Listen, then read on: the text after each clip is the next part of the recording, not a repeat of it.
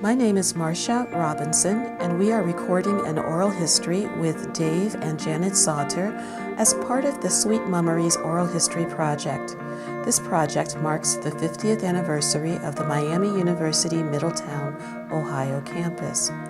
This interview is taking place on October 28, 2016, at the Gardner Harvey Library at the Middletown campus. Mr. and Mrs. Sauter, do I have your consent to proceed with this interview? Hi. Welcome to this interview. So this is part of the Sweet MUMories Oral History Project. Okay. And we are interviewing people who have had a long relationship with Miami University, particularly the Middletown campus. So would you mind telling us how your relationship with Miami University began? You really started. So it started really so here's a question, with MUM or I'll take the whole the story. university? Okay, so the whole story. So the whole story for me began in rural New Jersey, talking to my guidance counselor about where I would go to architecture school. And he listed a few schools, all in Ohio, because a certain young lady I was dating at the moment, at that time, and now, was from Ohio. So looked at Kent and OU and Miami, and only applied to Miami. Was accepted in the fall of 1973. So I began my Miami University career somewhere about September-ish, 1973, when we were on quarter schools. Continued till I graduated in December of 1977, switched out of architecture, knew I wanted to go into higher ed as a career because I truly fell in love with college via Miami University. So I've made it my career. I graduated in 77. We were married in 1979, and then we came back to graduate school again here in 1980, June of 80, where I was the hall advisor at the Oxford campus in Flower Hall until 1982. Janet will fill in her part of the story. We graduated I graduated in 1982. We moved up to Newark, Ohio, began 2 years working at Ohio State Newark. And then in 1984, in July of 1984, got a call from a good colleague, Lynn Darbyshire, who I worked with, very similar positions. Good friend. Who called on July 18th. I got a call from Miami University Middletown to come and interview on August 2nd. Had a first interview on August 2nd of 1984. Yeah. Came down for a second interview as a trio because by that time we had a son who was a little over 1 year old. That's right. Came down and was offered the position in early August. So my first day at Miami Middletown was August 21st of 1984 as Director of Records, Registration, and Advising, and stayed here until August of 1991. Taught adjunct off and on in the 1999 BTE. 2000 in BTE, a series of some courses. And in the year 2005, got a call from then interim Provost John Skillings if I would apply for the university registrar position, which I did. Got that offer on December 1st, snowy December 1st of 2005. And so I began what I call my fourth and final tour of duty at Miami, from being an undergrad, a graduate at Miami Middletown, and then university registrar. I began that January 19th of 2006. I don't know how he remembers all these dates. Because I'm the registrar. That's right. He's a number guy. A number guy. So that's my journey. It's been great. Wow. I have many questions, but let's bring Janet, your story in. So I think we start just a little bit before Flower Hall. Yeah. Ohio. Yeah. Well, I've lived in Ohio a lot. I moved a lot growing up, and so I was familiar with Ohio. But we came back down here to grad school, and I was actually following Dave. We, newly married, but I had an undergrad in speech comm and theater from Otterbein College, and bachelor degrees are a dime a dozen, so it just sort of made sense for me to pursue a master's degree while I was here. And I fell into a graduate assistantship in the Department of Mass Communication. And my job was working for promotion and development at the radio station. And we lived in Flower Hall. We had a crazy schedule to be married, you know, sharing a residence with 326, you know, underclassmen. Co-ed. Yeah, co-ed, right. Yes. It was an interesting year. It really was. But my master's program was an intensive one-year program back then. And so when people ask me, you know, what's the toughest year of your married life? Tell you the truth, for me, it was that year. But then, okay, so I graduated, and the second year that we were in Oxford, because Dave's program was 2 years, the Department of Communication in Speech Comm asked, oh, would you like to teach a couple of public speaking classes for us? And I had never planned to teach. You know, my background was in public relations and promotion, development. And I said, oh, okay. And I just never planned to be a teacher, but I found out I am a teacher. In this series of interviews, many of our students who saw this campus as an opportunity campus speak highly of their speech class. Yes. What did you do? Very well. Well, I'm a nurturer, and I think, you know, I've taught on 2 campuses, the VOA site, never taught at Hamilton. I put my tenure in and everything in Oxford, and then eventually relocated here. But when I relocated here to teach at the Middletown campus, and that would have been about 1993, I think what I could offer students reached the greatest audience. In other words, I could offer our students on the regional campus who are more diverse.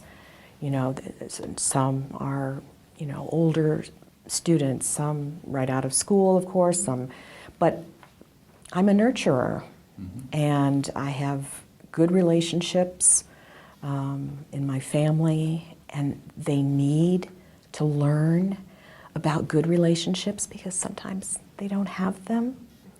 So I don't know, I think just the part of it was the personality, the fact I just could reach them, and I hope I did. I think so. I think so. I think so. But with the business and technology program, we also had people who were looking to work in the factories, but not necessarily on the line.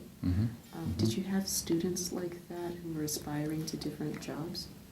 So from my limited aspect over a couple of years teaching a series of sort of BTE and the management program, we were reworking some of the courses. One was sort of a seminar course, then it was small business, and the class, much like Janet said, was filled with a little bit of everyone. And there was one good friend of ours who was in one of the classes that I taught, who was working out in business and wanted to go into business for himself. So I think what was so rich was that at the regional campuses, oftentimes they would look to practitioners as well as regular disciplined faculty to come in and teach. And even at the university now, I still hear that that's a really good thing, whether it's teaching the class on a regular basis or coming in and actually teaching. So yeah, there's a little bit of everyone in there, and that's what made it interesting and fun. And I would learn, just in the couple of years that I was doing that, I would learn as much from those in the class.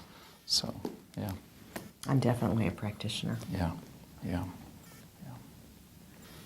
So I know career-wise what attracts you to the MUM campus, but I'm getting a sense of the students that keeps you here. Do you have any anecdotes about moments of teaching or moments of helping students register for classes where MUM makes a difference?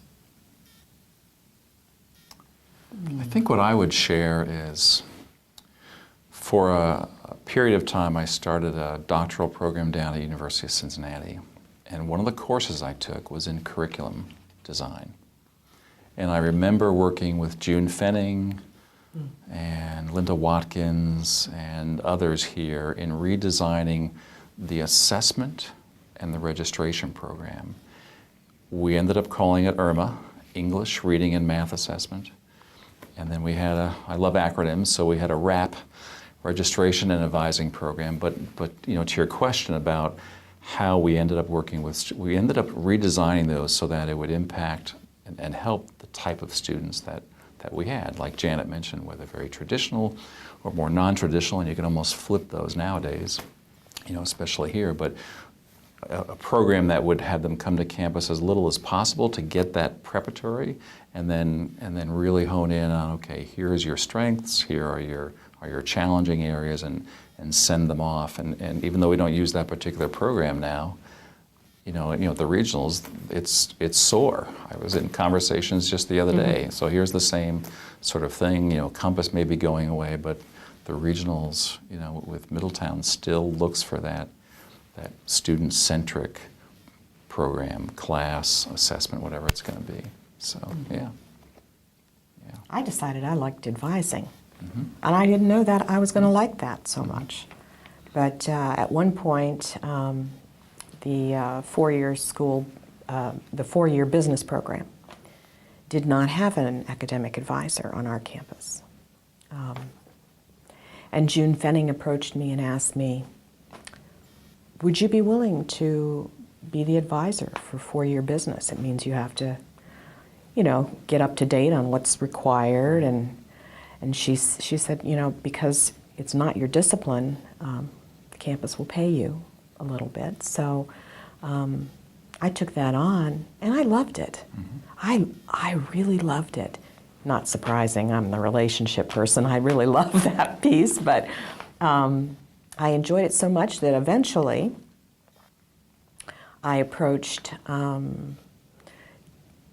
Fenning and asked her, I know that there's a position open in an academic advising for like a general advisor. I went, would I be able to job share that with someone? And actually we did.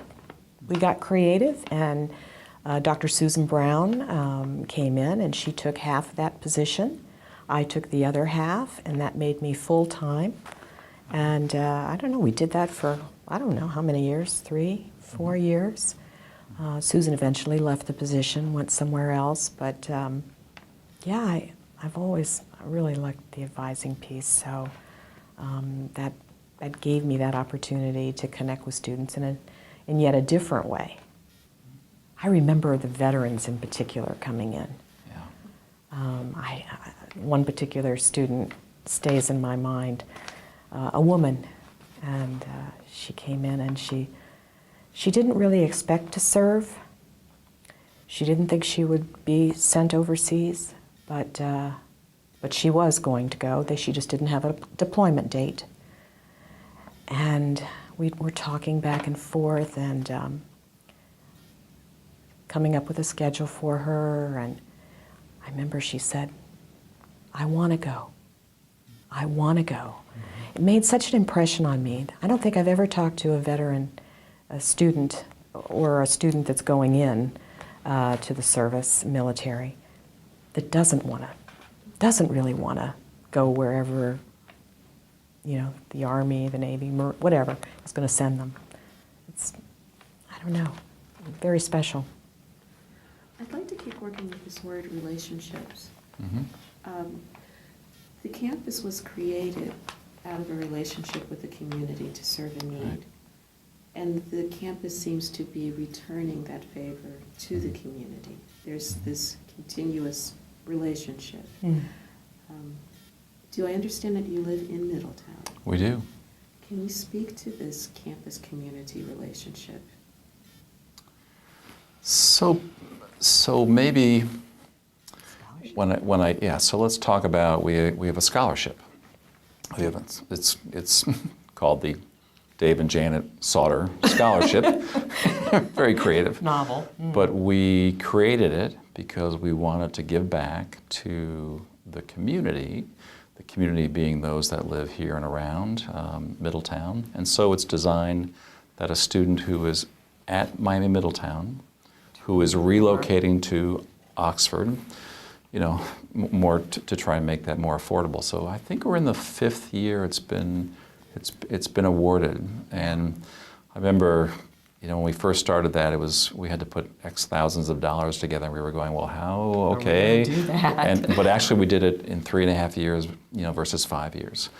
But when I think of community, so I think of that for community, but I also think of people that we've known over 32 years, half our life, maybe half our life, maybe a bit more, around here. So I think of, the Schaefers, I think of the Derbyshires, I think of, various families who we've known through the campus, but also in the community, and also through church, and also through neighborhood schools. So we have this constant, connection, whether it's new programs like College Credit Plus, where Middletown will have students from, Middletown High School, here and so forth. So we keep that connection going. We literally live through the woods, by the crow flies, maybe a half mile away, but we've not ever thought of moving.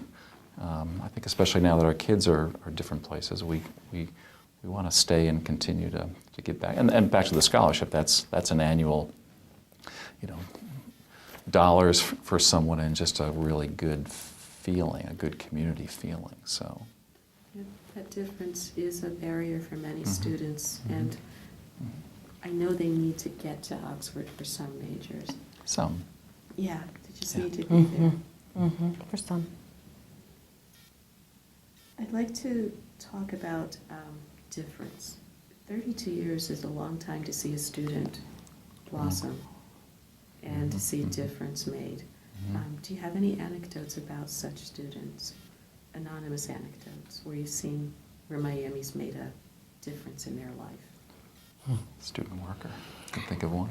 Can you think of a student worker? So I can think of a student worker in our office when I was here, who's now a well-known, he worked for realty, in the town, banker, just been a great fellow. I see him at the YMCA. So when I was in my late 20s, early 30s, and he was 18, 19, you sort of build up that rapport along the way. And not that he struggled, but I think he was a bit more shy.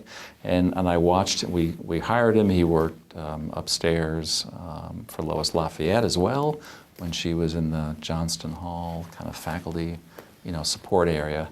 And so I not only do I think of him from time to time, but I sort of see him, and he's matured, he's great, he's doing well. I think of another individual who I just checked in on the other day, and unfortunately he's had a bout with some medical issues, but he sang, he created CDs. We have his Christmas CD, again, working in the office. So I think if we pause and think about all those students that have come through our classrooms, come through where we work, and then if someone just pops a name in your head, you go, oh yeah, that happens at Middletown. It's a little tougher to have that over in Oxford, a little tougher. I write a lot of letters of recommendation. And go to weddings. And I was just going to say, last weekend, I was fortunate enough to be invited to one of my students from the past, her wedding. And I sat there at a table up there in Miamisburg, sat at a table at the wedding reception with her 5th grade teacher, her kindergarten teacher, and their spouses, and me. And I thought, this is really a sweet moment, But to continue about the making a difference, it wasn't long ago I ran into one of my students at Kroger, here in town. She's a manager of Kroger, one of the managers. And I saw her, and we started talking right away, and she couldn't remember my name, but she knew I was communication. And so we hooked back up, just chit-chatting back and forth. And she said, "I am so glad that you made us write. You made us write all those papers. I thought you were so fussy about this and that and punctuation this." But she said, "I can write." And that was so validating, to think, oh, something that's important to me, for them, actually paid off in the long run, So we love running into students in the community, and we do often. It's not unusual at all for us to run into, I'm sitting at Bob Evans, and that to be remembered is a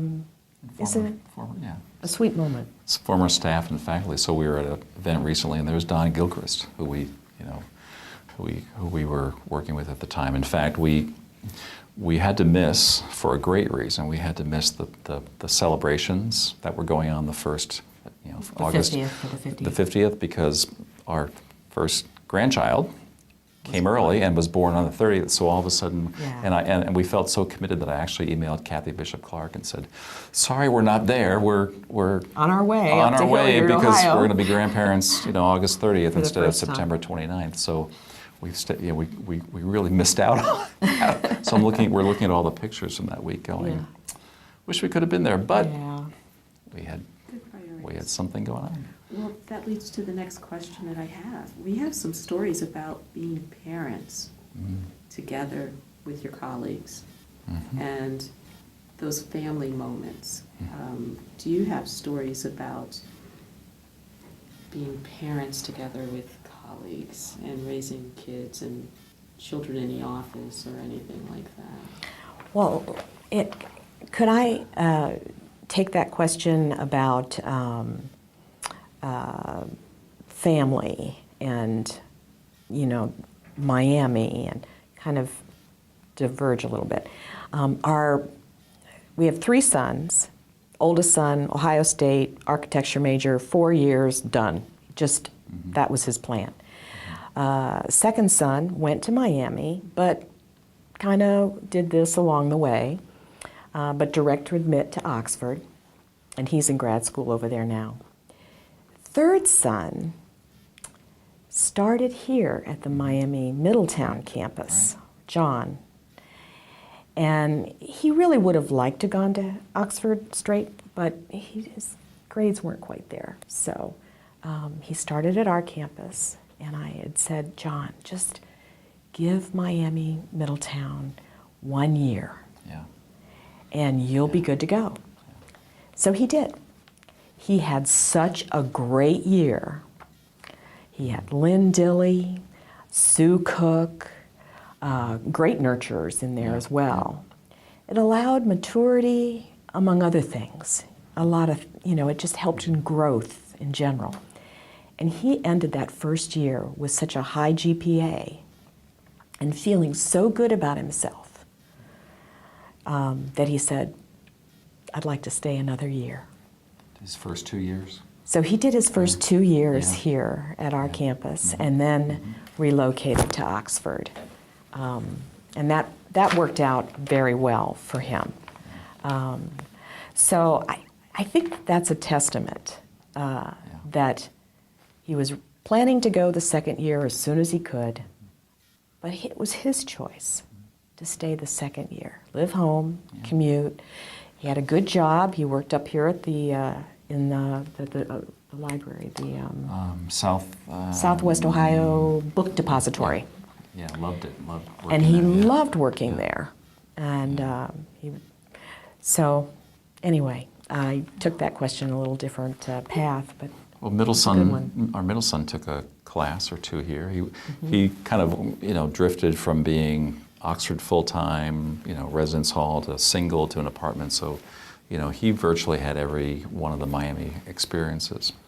where I thought you were going to go is the connection of faculty and administrative marriage. Okay, there and you how go. great that is. Because there's nothing like being an administrator, especially in a university registrar position where we deal with so many faculty issues and staff issues. Nothing like that being married to faculty, because we get to see helps. how the other... It helps. So those armchair conversations where one of us may say, you know, I don't understand the faculty perspective on whatever, and you get the response where the faculty member says, you know, true stories, if only, you know, this grade roster would have the section, the class section on it. I said that to the registrar. So, They right. don't have the class section on this. They Yes. got a number, but Yeah. so one guess of what our happens? one of our leads in the office, you know, Mandy Ewan, who would be overseeing all that, has Janet almost on like a speed dial to say, okay, we're going to try something out here. Can you help us with this? So Sometimes they'll use one of my classes as a test. just to test it out. Yeah. So as a university couple, you know, who started here and have stayed here, and we keep impressing on everyone that, you know, our heart is for all of Miami. That's the scholarship, right? Mm-hmm. You know, we've been able to keep identities at multiple places. Rod Nimtz and I down at VOA, he and I started at the same time. So before we closed on our house, right on Central Avenue here, he and I were commuting from Oxford to Miami Middletown. So we have, a few years. Yeah. So you'll have to. Those are great. So he I'm and sure I they were fun. He and I are still IMing. You know, we're sometimes on a Saturday morning. It's okay. You're there working. What are you working on today? So we've kept a lot of those connections up. So yeah. Mm-hmm. How has the university evolved to serve more and more student needs? Any changes or particular programs?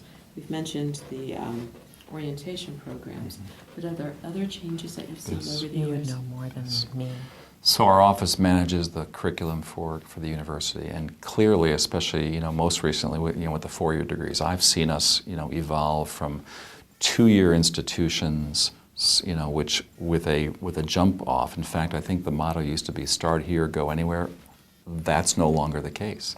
That's a great, you know, that's not our most appropriate phrase anymore. Now it's "Start here, stay here." So I've seen a lot of the degree programs, you know, kick off. You know, BIS, the whole integrative studies, and then what the deans have been working on most recently with the 4-year degrees. So we're going to evolve even more. My wish list is that we as a university, and especially at the regionals, focus on more of those, some of the 2-year and more of the 4-year, and shed some of the other, you know, 2-year programs that might be best at a community college or, you know, somewhere else. So I see us ratcheting up to be a good bridge between the community college and 4-year institutions, but, you know, a lot of overlap with those. And I think I've been.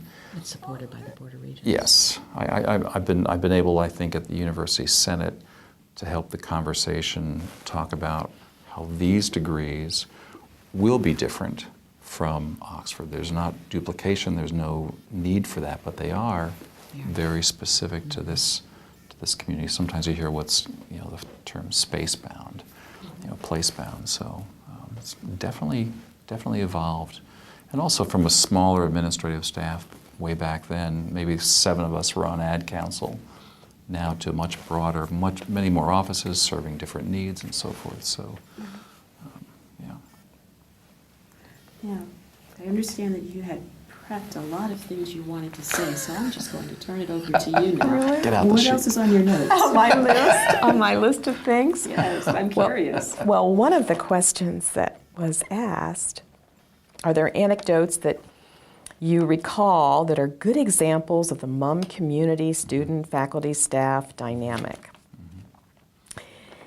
And I think that there are many, but one of the ones that sticks out in my mind is in April of 2007.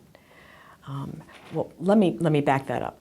It was fall semester just of '06, And the dean's office put out a call to just brainstorm with us on paper, put ideas down that we might use for the community or things that we might do. So I put down an old-fashioned ice cream social. Well, you got to be careful when you make a suggestion because the next thing I knew, I was being asked to chair such an event. And For our 40th. to honor the 40th? To honor the 40th. So anyway, in April of '07 then, we had the old-fashioned strawberry ice cream social. Mm-hmm. And I think we had over 300 people attend, but it was such a wonderful event because we had the dean. I had ordered red aprons that had, Miami on all over them, and we had the old-fashioned little straw-type hat and bow ties and on everybody, and the campus faculty and staff and students. I even had students working the event, but we made it attractive to families in particular with children, to bring children into the campus. So we had some of my students dressed up like clowns. Some of them dressed up like clowns. So we had a magician here. Mm-hmm. We had a piano player playing ragtime. The Madison High School steel drum band was playing. And the kids had a fish pond, and oh my gosh, it was such a day. Botany Club was giving out trees outside. Arbor Day. So it was a pretty big event. And I mean, I've been here a long time. I can't remember many earlier community events. I'm sure that there were. I just nothing that I remember. But boy, I sure remember that one. And after that, it seemed that we did more community events. Like we had a trick or treat, and along the Mum Nature Trail. I remember working on that. Al Cady was one of the stations out there on the Mum Nature Trail, trick or treat, and he was telling everybody about spiders. We had Paws here, who had some of their rescue dogs. That's right, yeah. And they were one of the stations. Everybody had candy or treats or some kind of giveaway, and so that was a lot of fun. I think we did that for 2 or 3 years. So I mean, there's been a lot. When I've been here, I belong to Civic. Now, they may have changed that name. I'm not sure, but it used to stand for Campus Individuals Volunteering in the Community. And I was quite active. We worked Relay for Life, but did other things too. I mean,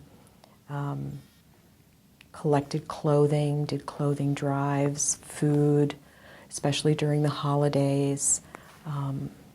And there was a strong core of people within the campus community that really participated strongly in Civic. A side note, I think this could only happen at our community, I really do, but at our church downtown, this would have been, I don't know, I can't even tell you what year it would have been. There was a lady in town who needed a coat. Mm-hmm. Oh, yeah. Yeah. And I wasn't sure how, she was from our church, and I wasn't sure exactly how this was all going to play out, but I just put it out there on Civic's listserv and said, hey, anybody happen to have access to or want to contribute to a lady in downtown Middletown, her name was Helen, who needs a coat. Right away, I got a hit back from Carolyn, retired with me, nursing. Carolyn, we'll think of it in a minute. But I got a hit right back. She said, Janet, my mom just passed away. We're going into the Christmas season, and normally I would buy her a gift, and I'm not going to be able to do that this year. I know I'm supposed to provide that coat. And she did. I went out and bought the coat, and she covered all costs, plus scarf and gloves. And Yeah. But you know, it's that kind of thing. It's Connections. It's Connect, it connect, is connect. it is Connect the dot. It's Phrase we use. It's a place that grows connection. It just is. We've had some civic stories. Yeah, I bet. Helping students, helping Right. the community. Right. And that's part of what makes this place special. Mm-hmm. Now, you said that my last question was the tough one. Mm. What should be maintained out of the last 50 years? What do you hope will not disappear? What do you hope will continue to do in the next 50 years? Well, I hope the campus will thrive. I mean, we don't just want it to exist. We want it to thrive. So I hope, that's my hope, that it stays healthy and thrives. What about you? I would hope that the history is preserved. I mean, probably because we have so much history that it's important. So this is a great project. When this came, we went, of Yeah. course. We're in. And we could probably stay for 24 hours and still keep at it. But that the history be preserved. So here we've shared memories from the 40th. We were here for the 30th, and I can probably conjure up some old pictures from that as well. Would you mind talking to that? No one has mentioned the 30th. So the 30th would have been 1996. So you would have been here then. I'm not recalling any specific, because it's somehow the 40th that we have That was all big. those. Yeah, we 40th have they did in a big way. Yeah, 96. I'm not remembering as much from that. We were here in 84, of course, but I had moved on after that. Yeah, right. I was- 96. David moved around in his position as university registrar from the Middletown campus to Xavier to Wright State and then to Oxford. And we always stayed here.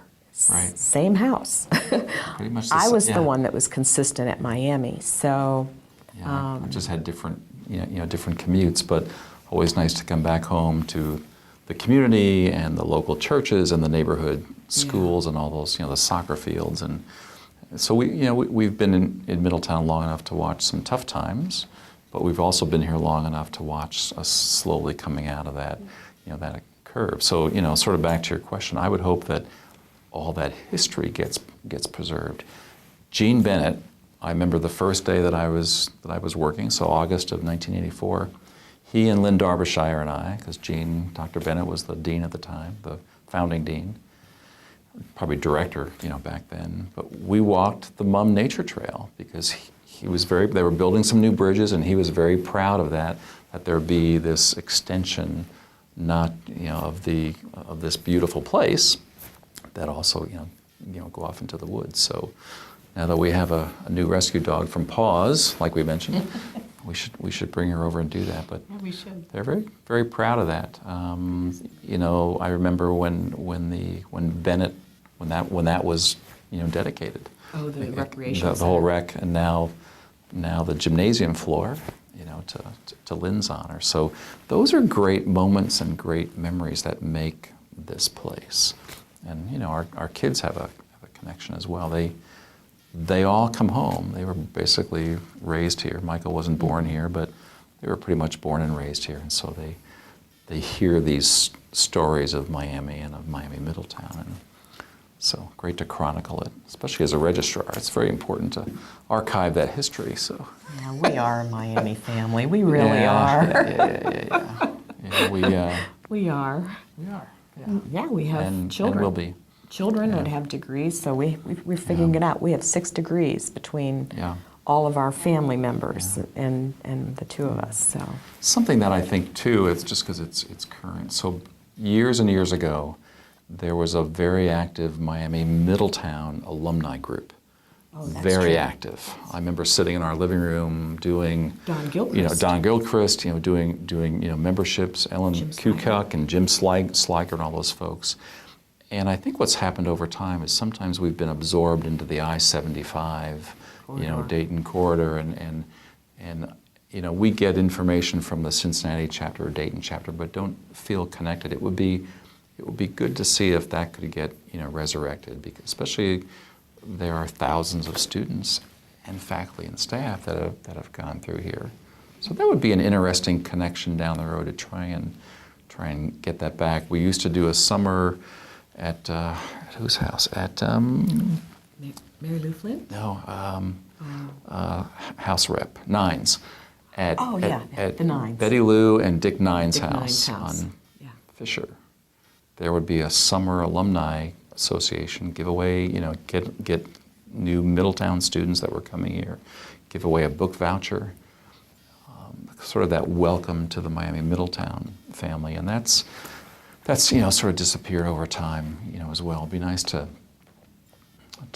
get some of those things back. I'd forgotten. That was always a great Saturday morning. Gee, an alumni group could do something about Welcome Week when students first come to campus. Yeah. And we're serve a greater That'd be region cool. now. There are international students here, students in apartments. So that it's the changing face of the regional campus is growing up in maturing in a different way. I still hope it retains its small, each one, reach one. Yeah. That's one of David's Each favorite one, reach one. slogans. We always carry business cards, Dave in particular. And, we're out at some place, run into somebody who's just, applying, or maybe a new freshman, and next thing I know, he's pulling out his business card and handing it to him. So I know that it's so important for us to continue to appreciate that what we're doing is we're recruiting students one at a time. Right. And one phone call, one business card makes a difference. I think too, as we evolve with the new division, I know the regionals have struggled for a little bit with what do we call ourselves. I have always said, in my view of Miami, there should be 7 academic divisions, and now we have them with the new 7th division. Mm-hmm. So from a perspective of serving all of the divisions, so I think there's some great opportunity down the road to be an academic division with all the rights and privileges of that, and move forward, that way. I think that's a great. Our office can serve all with similar support. So yeah, all good. I could listen to you for 24 hours, but I don't think we have enough tape. So this is a beginning conversation, I have a feeling. There's going to be more opportunities during the year to come back for some of the group interviews. Yeah. I hope you'll consider that. Yeah. And I hope to see you at the dedication at the Derbyshire Court. Oh. I hope so. Oh, we're planning on being there. On our calendar, yes. It's on my calendar. Lynn and Absolutely. Stephanie are nice friends of ours. Lynn is the reason That we're here. why we are here. In I Middletown. remember the Yeah. phone call came in, and because from a couple of years knowing him, back at a moment when your skills counted, but also that relationship counted, where you just looked for good people. That you We're still out recruiting good out people. doing that. Yeah. Who will stay, and so Janet has certainly stayed. Our kids have come and gone. I like to think I've stayed. Just come full circle again. So. Mm-hmm. I think this is great. Yeah. Do I have your permission to discontinue the recording? Oh, absolutely. No, we want to keep going. Yes. Yeah.